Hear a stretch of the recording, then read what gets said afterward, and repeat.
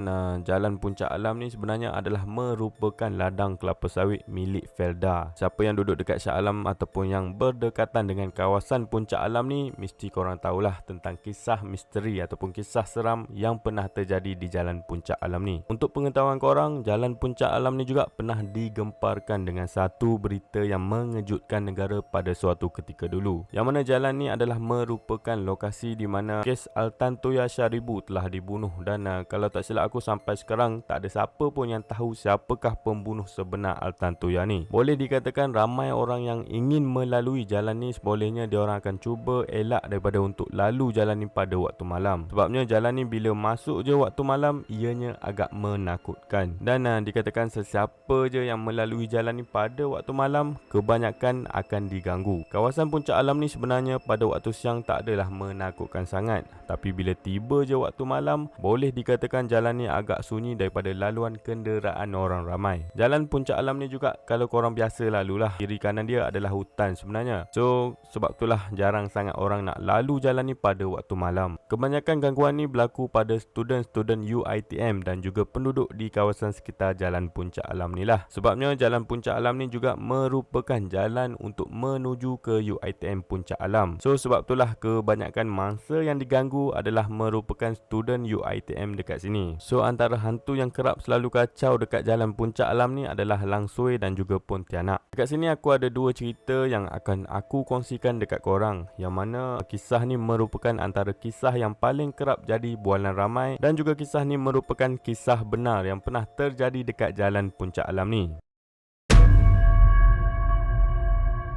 Okey, untuk cerita yang pertama ni adalah melibatkan seorang perempuan yang mana pada ketika tu dia dikatakan nak pulang ke rumahnya pada lewat tengah malam. So nak tak nak perempuan ni pun terpaksalah melalui Jalan Puncak Alam ni secara berseorangan. Sebab hanya jalan ni je laluan utama untuk dia balik ke rumah pada waktu tu. Dikatakan masa dia tengah drive tu, secara tiba-tiba dari jauh dia ternampak satu benda ni tengah bertenggek dekat pokok yang berada di tepi jalan tu lah. So bila dia nampak benda tu, si perempuan ni pun agak panik dan juga terkejut sebab dia tak expect langsung malam tu dia nak kena kacau. Walaupun sebelum-sebelum ni dia dah pernah dengar kisah seram yang berlaku dekat Jalan Puncak Alam ni. Lepas tu dia cubalah untuk buat-buat cool dan drive macam biasa sambil pandang ke depan tanpa tengok cermin belakang. So bila kereta dia menghampiri lalu dekat pokok tu, secara tiba-tiba benda tu pula terbang menuju ke atas bumbung kereta dia dan kemudiannya kedengaran bunyi seperti ada benda yang terhempas. Bila dah jadi macam tu, perempuan tu pun agak cemas dan ketakutan lah. Sebabnya pada masa tu keadaan jalan sangat-sangat gelap and then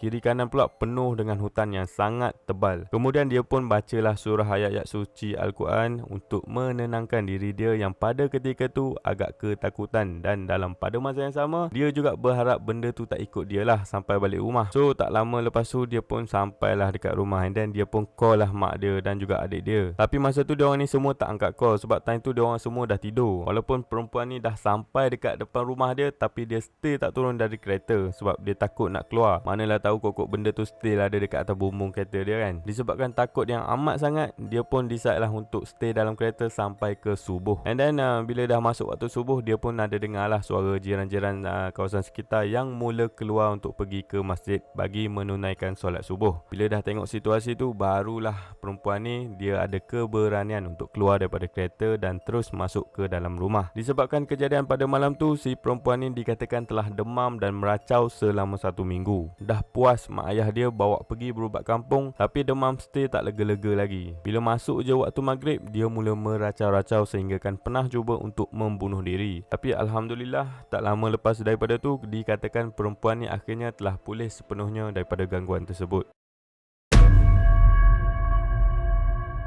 Okey, untuk cerita yang kedua ni pula, kali ni melibatkan seorang lelaki yang baru balik daripada office tempat dia kerja. Dan kejadian tu dikatakan berlaku waktu tengah lewat malam. Cerita ni dikatakan berlaku pada beberapa tahun yang lepas, di mana lelaki ni dikatakan telah diganggu ketika dia baru balik dari office dan pada masa tu juga dia drive kereta secara berseorangan. So bila dia nak balik kereta ke rumah pada malam tu, dia terpaksa jugalah melalui Jalan Puncak Alam ni. Masa kejadian tu kalau tak silap hari Khamis malam Jumaat. Cuaca pada malam tu boleh dikatakan agak cerah dan terang jugalah, disebabkan malam tu bulan mengambang penuh. Seperti mana yang korang tahu, Khamis malam Jumaat ni adalah malam yang agak seram jugalah kalau ikut fahaman dalam masyarakat kita dekat Malaysia ni. So si lelaki ni pun lalulah jalan tu lebih kurang jam 12.30 malam. Masa dia tengah drive tu, secara tiba-tiba dia rasa ada angin kuat yang menerpa ke arah muka dia. Masa tu dia dah start rasa pelik sebenarnya, sebab macam mana angin kuat boleh masuk ke dalam kereta sedangkan waktu tu dia on aircon dan tingkap kereta tertutup. So bila dah jadi macam tu, dia pun dah start rasa pelik dan rasa cuak jugalah, macam mana pula tiba-tiba boleh ada angin yang terpa ke arah muka dia. Disebabkan malas nak fikir sangat, dia pun decide lah untuk buka CD lagu kegemaran dia. Tujuan dia pasang lagu ni sebabnya untuk menghilangkan rasa takut yang dah pun menyelubungi diri dia pada ketika tu. Masa dia tengah drive tu, tiba-tiba pula dia rasa kereta dia jadi berat, tapi dia stay think positif dan dia pun tekanlah pedal minyak untuk terus pecut kereta dia yang tengah drive jalan di Puncak Alam tu lah. Tak lama lepas dia